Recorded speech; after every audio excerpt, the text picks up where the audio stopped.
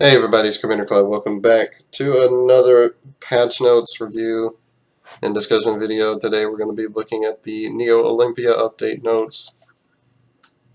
Going to be new to Smite in the upcoming weeks. Got a whole theme here. I don't really know what to call this theme. It feels very Deus Ex, whatever technology stuff. It's a good theme. I like it. Well, you got a Wheelix, a Vulcan, and a Cerberus skin. This is pretty interesting. I actually like this skin. It's pretty fun. Not gonna spend much time on also this one. It's part of it. There's the set skin that we all saw teased. Touchdown for Mana. Dude, that's sick. There's so many skins. This one's really good too. It's a voice pack on this. A knight such as myself is always looking for more work. What do you have in mind? I was expecting something different, but that's good still. We got the Poseidon, of course. Got the Bacchus here. What does this one sound like? My quest is to find the biggest, tastiest, most legendary fish in all the lands. And then eat it. Dear God. What have you done? What is that, dude? No, that's so bad. Hey, don't worry. I got the big money plays. Trust me. What? Can I die, please? It's not terrible, but a release schedule, whatever. Who cares? Bug fixes. Rodtasker updated Ultimate Audio on Curious Critter skin. For those of you who aren't aware, it was very quiet, and you would use it and your opponent couldn't always hear it. So fix that. Arachne fix Mashiri. Arachne's web not appearing for the enemy team. Cupid fixed Dr. Madlove T-posing on intro. Fenrir fixed basic attack while walking animations appearing broken on most skins. Neath Worldweaver fixed an issue where Neath's ultimate would not clearly display the marked effects and the projectile effects in some situations. Fixed an issue where King Arthur could cause opponents to become untargetable for the rest of the game. What? Fixed an issue where this god could cause spectator mode to crash. Added new audio elements and increased volume on other sound effects to improve clarity on Scylla's ultimate ability on her Terror of the Deep skin. Fixed an issue where Wisp particle effects would replay and persist on gods longer than intended. Okay. A bunch of UI bugs. I'm not going through all that, but whatever. Fixing multiple UI bugs. Should hopefully fix a lot of stupid problems we've been having. Project Olympus still not actually doing its intended purpose. That was to update the quality of the game. They still haven't, looked into updating their servers maybe, like we all want. Be nice. I like when my game does not unexpectedly crash or make me DC for no reason. But okay,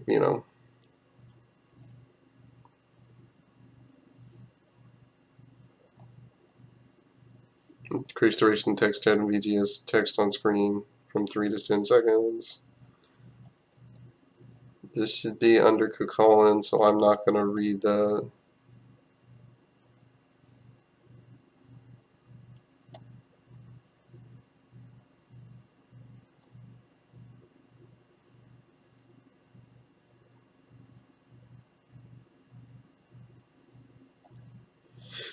Let's skip the Kukulin stuff because it should be down there.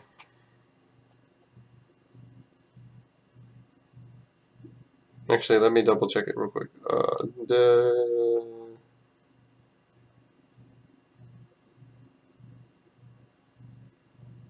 Okay, it's not down there. Okay, let me read it now then. Okay. Stuff about Cucullin. Berserk fixed an issue where an ability used right before Cucullin's transformation into Berserk form would delay the transformation for a prolonged period of time. You should now transform immediately after the animation is over. Fixed an issue where an ability used right before Cucullin's transformation into normal form would cause the normal form ability animation to play instead of the Berserk ability animation. That happens all the time. The Berserk form ability animation should correctly play. Fixed an issue where the passive meter would not properly drain if Cucullin used an ability to stall his transformation. Fixed an issue where Cucullin did not say his Berserk voice line in online matches. It should be noted that Cucullin does not say any voice lines when he exits his Berserk form. This is intended. Furious Charge added the small knockback at the end of this ability to help prevent situations where Cucullin would move past the enemy at the end of the charge animation. Fixed an issue where the stun during the charge was not applying for the correct duration. Related UI changes. While working on fixing clarity issues with Cucullin, we noticed that the ability icon animation for abilities that can be leveled up versus channeling abilities were very similar. This was more apparent with Cucullin due to his Berserk state. Vent Anger constantly channeling for the entire duration. And general ability icons, whatever. Game modes, Assault. New Assault map is seeing more balance changes around this new Vital Orb objective. Blah, blah, blah. Kind of trying to shorten this video a little bit because these patch notes videos take too long. Really. Previously, Assault had too much tower camping, but now continues to show that it is too snowbally as the design team continues to look for that perfect middle ground. The snowball effects of Vital Orbs is being toned down again. Orbs will now spawn later in the game. Some orbs have been removed, and some orbs will be available to defenders. The tower orbs have been completely changed to be active all the time, even if the towers still stand, and have been moved to a safer location for defenders to access them. There is no longer a ledge for the fountain, and it now sits flush with the ground. Players can now walk back onto the fountain, but region and bind capabilities still follow the same rules. Vital Orbs decrease the number of orbs that can spawn on the map from 6 to 4 and relocated 2 of the 4 that remain. Orb spawn locations are 1 in the center of the map near the lane, 1 in the center of the map on the side path, 1 in between Order teams Tier 1 and Tier 2 tower, 1 between Chaos teams Tier 1 and Tier 2 tower. All orbs now spawn to 60 seconds regardless of any towers being destroyed. Baron Samedi now counts as a healer for this mode. Haha! Take that. So now you can't have a healer and Baron at the same time. You can only have one. So Baron's on your team, that's it. No hunter, no other healer. That needed to be done at the beginning of when Baron was released. Arena. The arena objectives were updated to Minotaurs in 6.1, adding a dose of nostalgia and mythology to the map. They were also given the ability to attack. However, their attacks weren't making much impact on the battleground. We want the Minotaurs to feel more like real objectives, so their health and attack power is being increased. We are pairing this change with a very common community quality of life request in decreasing the audio volume, some environmental sounds in this mode.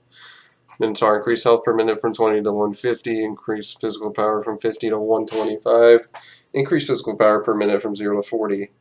My boy is going to smack. Decreased crowd sound volume, decreased volume of Minotaur spawn and death sounds, decreased portal ambient noise sound FX volume.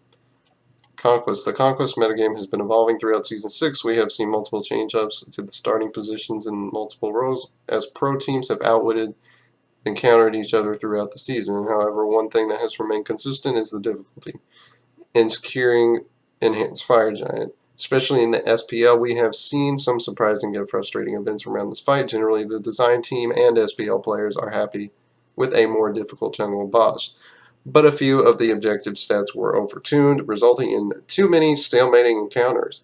We are adjusting the spawn time and damage output of the Enhanced Fire Giant to better improve the pacing of the game, and better allow teams to bait and fight around the objective. To complement this, we are also increasing the reward from slaying the Primal Fury. This objective is often thought of as having the weakest reward, but now it will play a much more pivotal role in which team can control the Fire Giant area. Enhanced Fire Giant will now appear 30 minutes into the game, up from 25. Reduced bonus physical and magical power that Fire Giant gains when it becomes enhanced from 20 to 10. Primal Fury buff now provides 7% reduced damage from jungle camps and jungle bosses. We fixed an issue where the Primal Fury buff was not increasing damage against jungle bosses as much as intended. Conquest Ranked. Conquest Ranked has nearly doubled in total matches played since the update that chose players MMR and brought back Duo Queue. We believe the combination of both of these features, supplemented by Roll Queue, have launched earlier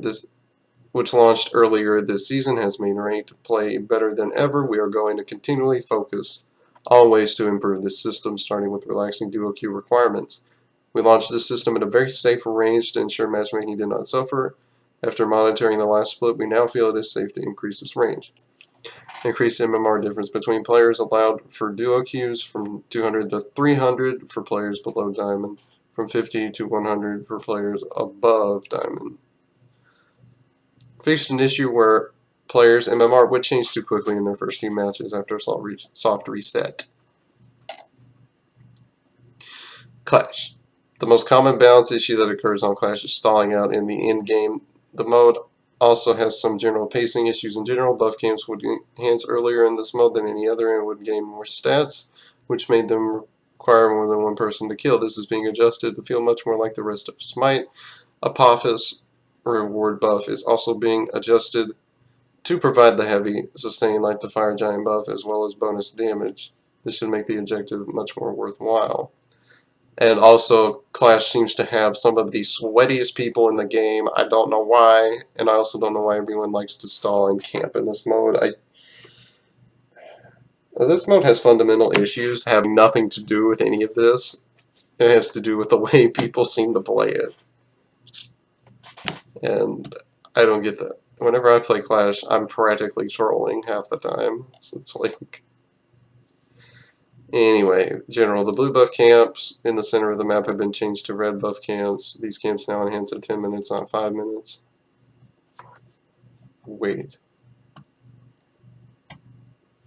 Juggle monster balance. Enhanced blue buff holder. This creature's basic attack is now melee. Decreased base health from 1250 to 850. Decreased physical protection from 30 to 20. Decreased magical protection from 30 to 10. Decreased physical power from 65 to 42. Enhanced blue buff mini, whatever. Decrease the health per level. Enhanced red buff holder. Decreased base health from 1250 to 850. Decreased physical protection from 30 blah blah blah. Same numbers. Apophis balance. Shadow of Apophis normal buff. This effect now deals true damage instead of physical damage. Updated the visual effects of this effect now restores 0.8% of your maximum health every second. Now restores 0.4% of your maximum mana every second. Veil of Apophis. This effect now deals true damage instead of physical damage. Update the visual effects for this. Alright, by the way, enhanced buff, reduce percent health damage from 4 to 3. And then healing. There's so much reading. Joust. Joust is a fast-paced game mode designed specifically to test your team composition's ability to skirmish teams, fight in lane, then rotate to objectives, which are seeing the primary adjustments. These adjustments are mostly quality of life, but they are also slightly reduce the snowball effect. The recently added XP camp has been described as underwhelming, so its reward is being increased. The Bull Demon King was often too easy and too safe to secure, so now he will be much better at following players and dishing out damage, preventing a team with a small lead from taking over the entire game. Mouse, please. From taking over the entire game. Finally, the ranged attack blue buff monsters are now being changed to melee attack, which should make fighting them a much more enjoyable experience. Adjusted the Bull Demon King so that he continues to move and attack more smoothly. This should make him harder to kite. Increase XP gain from small tigers from 50 to 75 per tiger. The blue buff camp turtles now use melee. And then the big one on this channel we wait for, duel changes. Duel is a difficult mode to balance, as Smite has an overwhelming amount of design decisions made with the assumption that it is a team game, which is what I have said before whenever we've talked dual balance, is that you shouldn't have expectations for dual balance when the main mode is Conquest. However, we want to continue finding ways to make this mode feel better for those who play it. Common frustration in Duel is winning the early game, but then stalling out on sieging the enemy Titan, possibly resulting in a loss after a single death. The changes in this update are designed to make Titan sieging easier and appropriately reward incremental advantages gained throughout the match. Titans in Duel now only deal 50% damage to enemy players. Gods only still normal damage to minions. Decreased Titan HP for Duel only by 25% based on Joust Titan stats. Inherits these changes from Joust. More tigers, turtle melees, bull demon stuff. Whatever. So let's talk a minute about this. So obviously the immediate reaction from a lot of people is, what are you doing? This just makes backdooring easier. Why would you do this? Of course, that is the case, but that's not what we're talking about. Now, if you're in a situation where you've won the early game and you've won the mid game, which means you've probably gotten their Phoenix down, if you've been playing better the entire game and then you just get to the Titan and the game stalls and you're just like, well, what the hell do I do now? You sit there and do nothing, and then if you die, they could get a lot off of it and you could possibly lose. That is the point of this, though, is that if you've done everything right, used your lead well, and snowballed, then you shouldn't be punished for that. You should be able to have an easier time ending the game if your opponent decides to camp and stall the game. That's the side to think about. Now, I think backdooring doesn't happen that often, honestly. I mean, this might make it happen a little more often, but I think, the main ideas of the mode are going to remain intact. I don't think you're going to see, like, backdooring to the point that it completely ruins the game mode, because the same idea of a lot of guys that are good at backdooring aren't always good early game characters. So if you get ahead, you can potentially just beat them before the backdooring even becomes an issue. But yeah, that's my thought on it. I think it's fine. I think it'll end up being a good thing. Especially for me, being somebody who typically plays early game gods. Which is, I guess, just a condition of warriors being that way, and the fact that they're my main class. But whatever.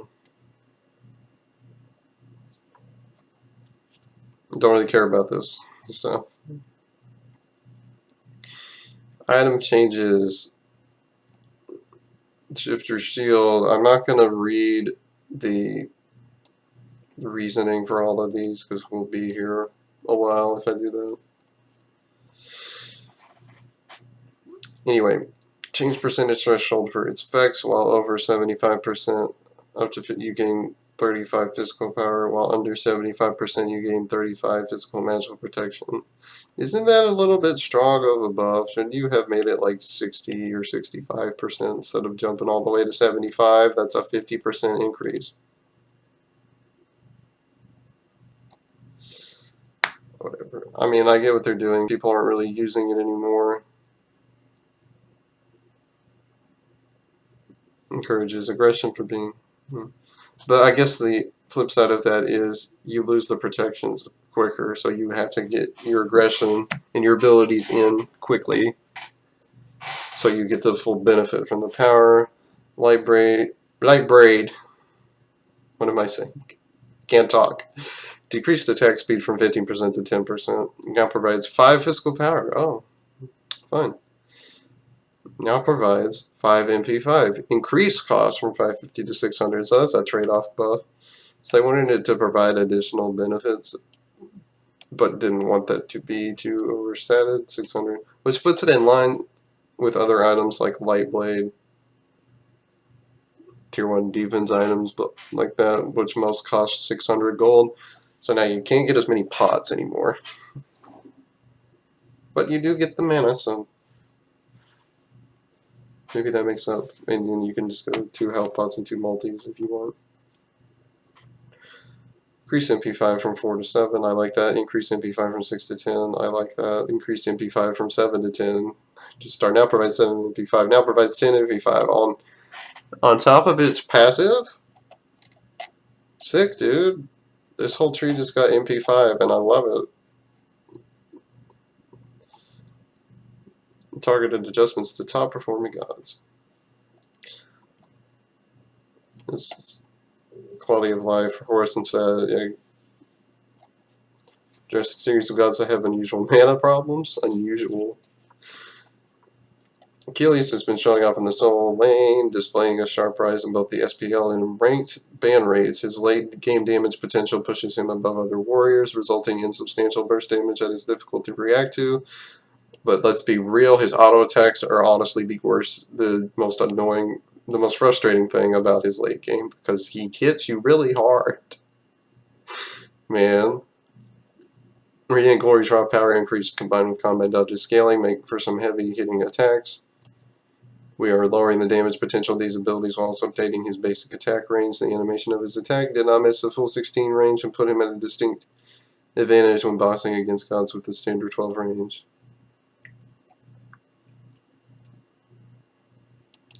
Decreased basic attack range from 16 to 12. Thank God, because that shit was stupid. And I'm tired of getting hit by autos that I shouldn't be getting hit by.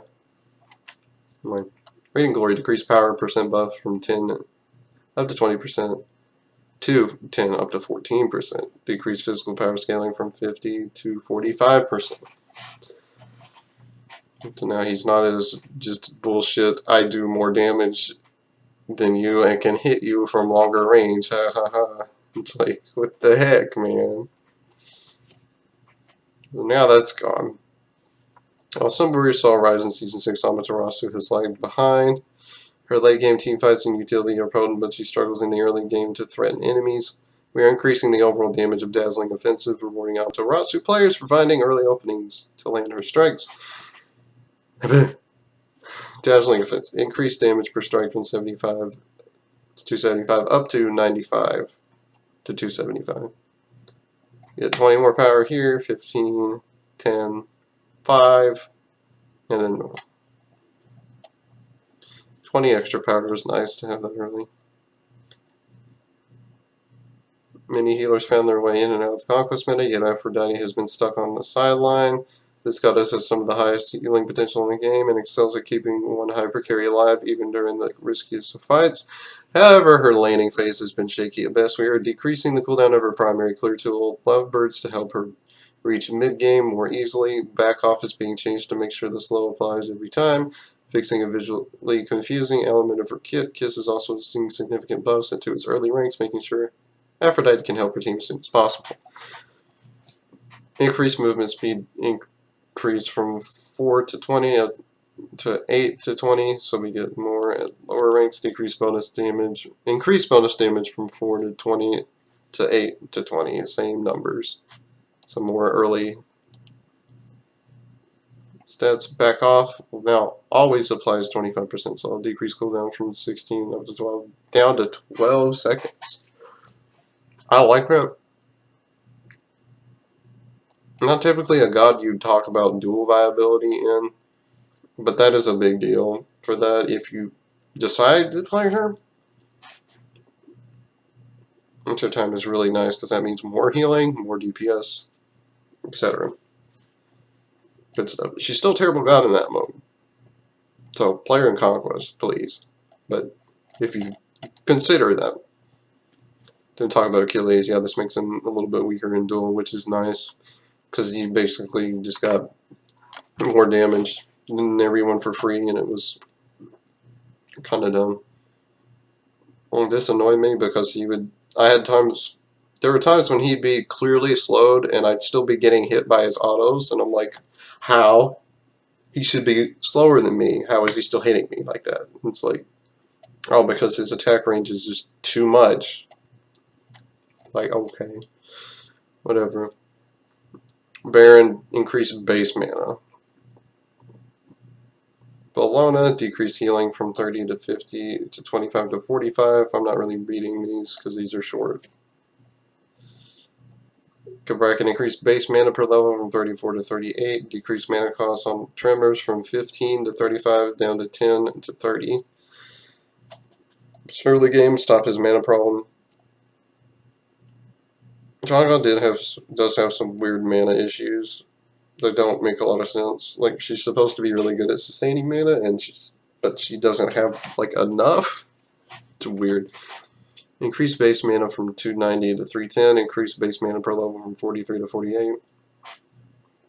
Because it's like, I think there is a way to build her so you don't have to back, but I don't.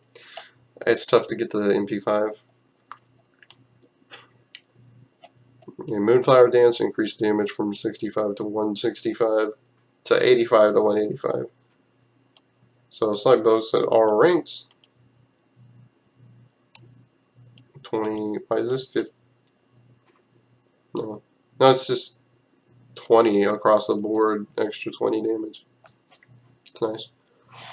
Hell, increased base health from 380 to 410. Decreased mana cost from 70 to 90 to 55 to 75. Ew. I mean, her early game is honestly not bad. I don't know what they're saying. I guess her level 1 and 2 is not great, I guess, but her 3 is kind of stupid. Damage numbers get kind of high for no reason. Her 3 hits too hard, I think, but it's just me. Okay, Horus has soared into players' hearts, both in bringing a supportive playstyle and amazing wombo combo. Highlights in this patch, we are focused on addressing core fields issues, but we did not want to make specific balance chain adjustments until players better learn to play with Horus and until we see how these fixes affect him. Fixed an issue where the follow-up basic attack was benefiting from lifesteal more than intended. Fixed an issue where the follow-up basic attack was not solving. Fixed an issue where this ability could crit when the projectile reaches maximum range? Huh? What you mean? Fracture improved audio feedback for the follow-up hit. Protect Resurgence ability now properly classified as a leap. Fixed an issue where this ability would sometimes fail to heal. Not good. Death Skies fixed an issue where teleported allies would sometimes not receive a shield. Well, that's a problem. King Arthur wields Excalibur, and he informs you of that often. In situations where King Arthur can fight continuously, this access to energy gain is quite high. Rather than reducing it across the board, we are lowering the top end of her energy gain. Additionally, we are giving players a distinct glow on Excalibur to let players know if his ultimate is charged or not. Initially, we were hesitant to do this, as we don't normally indicate to an enemy if an ultimate is ready. King Arthur is a rule breaker, though, and giving players powerful information to fight against him is key. Huh. Those ultimates of the big one lets you know the big one's up, because that's still kind of bullshit. Reduce bonus energy generation from 25% per stack to 20. 80% down to 100% of maximum stacks. Excalibur's Wrath, Sundering Strike. The sword now glows a distinct color when at 35 and 80 energy. Yeet. Merlin, this legendary wizard has been dominating the mage meta. Now that we have a significant amount of data and feedback about Merlin's current state, more serious changes can be applied. With both extremely high ban rate and ruin rate, a nerf in this patch was necessary. He is losing damage in 2 of his key DPS abilities, which will cause a big impact on his poke and gank potential. Dragonfire is also being limited to only debuff enemy gods. This change might seem minor, but Merlin's ability to shred jungle bosses was a huge factor in his SPL performance. Merlin, Radiate, decreased damage scaling from 35 to 38% per tick. Frostbolt, decreased base damage from 60 to 220 to 60 to 200. At least they nerfed it in some capacity. I think the cooldown is the problem on this ability, not the damage. It's too short. The protection reduction of this ability now only applies to enemy gods and will not affect minions. So no more busted clear. You can't get the red buff in like 2 seconds anymore. Have fun in Duel. Big dumb. You can't. I mean, that's a big deal for Duel because he can't get the red buff as fast anymore, so it's not guaranteed clear. You can still make a play on it. Got to throw in that little bit of Duel info. Poseidon is the final mage on this list, receiving some mana adjustments. Tidal Surge and Whirlpool are significant mana drains once they are ranked up. We are reducing the top end, giving Poseidon more freedom to cast his higher ranked abilities. Tidal Surge decreased mana cost from 60 to 100 down to 60 to 80. Whirlpool decreased mana cost from 60 to 100 down to 60 to 80. Same numbers. Okay.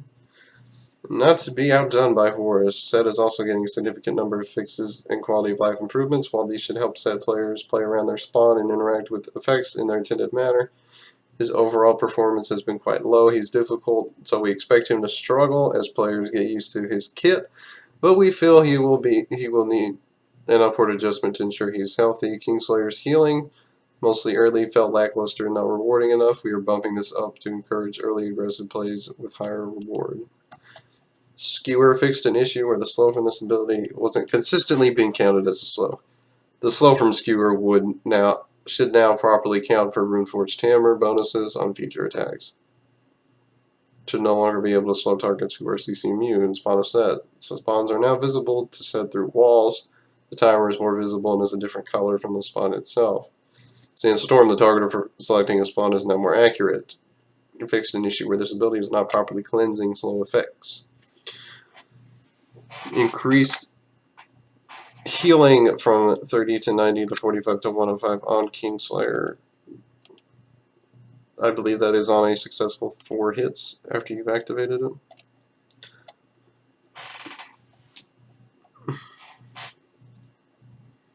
For the final balance adjustment of this update, we have a controversial change. Xbalanque has been overperforming at all levels of play, including normal, ranked, and competitive. His ultimate brings a unique aspect to the game. It deals no direct damage, yet dramatically impacts a team fight through confusion. This effect is especially potent when on a member of the Hunter class who generally lack effects like this and instead get large skill shots to deal additional damage.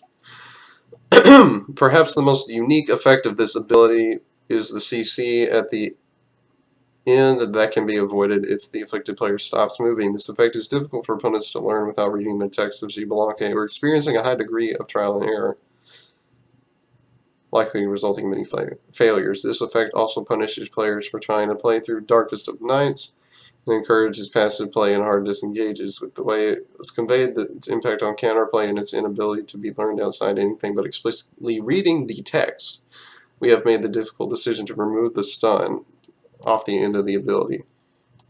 We discussed potential solutions and vision for audio FX treatments that could properly convey what players needed to do, but we felt no amount of additional FX could clearly convey the intended action. The stun simply removed counterplay options, forcing players to run, as the lack of information and the ability